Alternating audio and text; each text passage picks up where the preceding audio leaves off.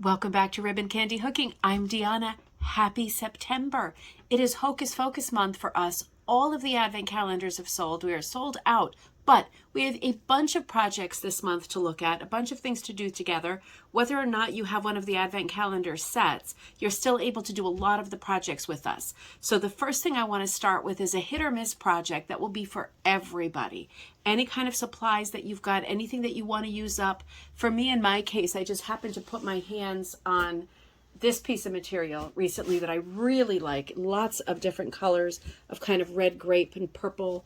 And then this happened to be in the same bag with it. So I must have had this great idea earlier and forgot about it.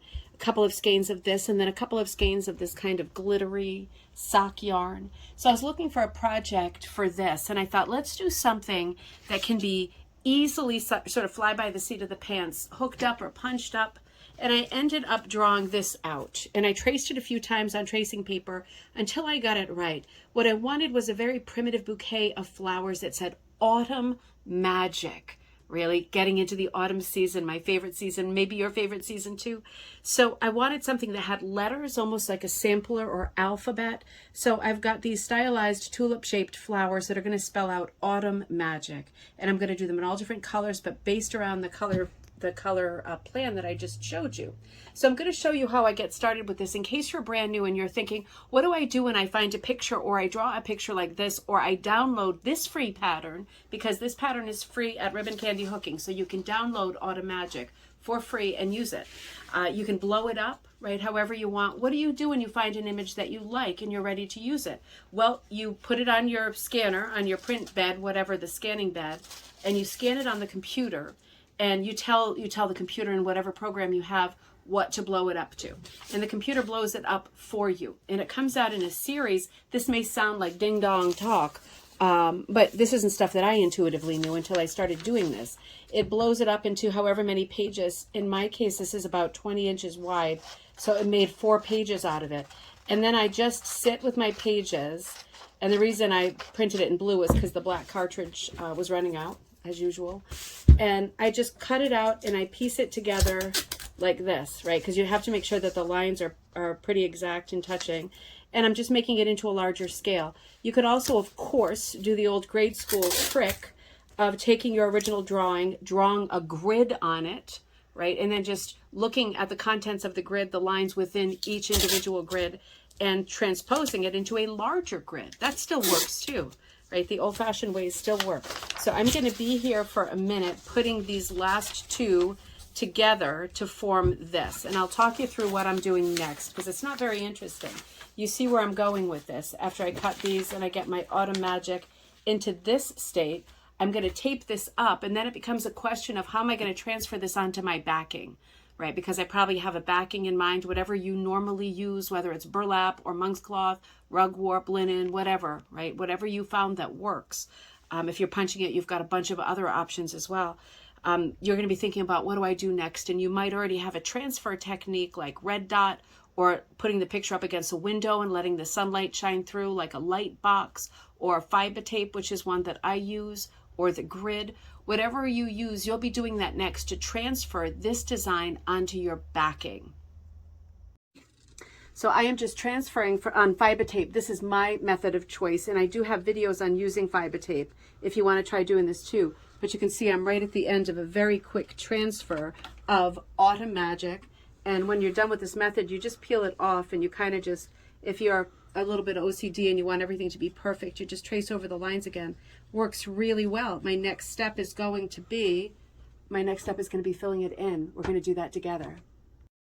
Yep. So I hope that you have downloaded or are about to download your version of Autumn Magic. I have been filling it out in the past few days. I'm really enjoying doing it.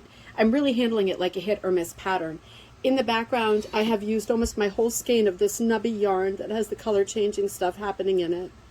And I've mixed in, if you can see, this dark purple wool strips cut to number 5, right? These are kind of color changing, dark grape colored. And I've got those worked into the body of the piece.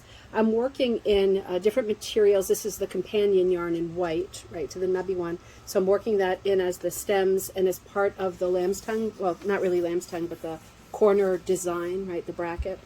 And I ended up using, after fooling around a lot, I'm pulling from my set that I just put out that's called Halloween Party 1986. It's part of this.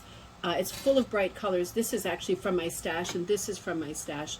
But Halloween Party 1986 has different purples that are quite lively. I was imagining being at elementary school, and the kinds of colors and stuff that we wore back then. So bright oranges, bright purples. This is from my stash. These are in Halloween Party. This bright yellow is in Halloween Party. It's just a nice, lively set with some, as we always say in rug hooking, dark, light. For example, dark, light, dull, bright, right? There's a couple lights, there's a couple dulls, but it has a mix of things, and certainly this is very bright, this is very bright, this is very bright, and then there are colors like this and like this. So it's a good mix. I think it's going to make a nice fill for the flowers in the Autumn Magic Bouquet, and I'm being very careful, as you can imagine, to think about contrast. So, you know, I've got my Tweedy A, and then I've got the bright color behind it. I'm just making sure that the letters, for the most part, read. If most of them read because the contrast is good enough, then I am good. They don't all have to be black and white contrast, right? As long as you get the gist of it and your eye knows where to go and where to read, you can kind of fool with color values. But make sure that most of them have pretty good contrast, so you can make out that it's not like an alphabet and that it actually has words to read. And of course, you can put your own words in there too. I've got the date 2023 in here because it's early September 2023 at this moment. And I've got that in there to hook later. So I'm going to be finishing this up as time allows. I hope that you are going to work on your autumn magic. We are at the beginning of Hocus Pocus month, and we are about to dig into the advent calendars that everybody has and many people have in our opening right now.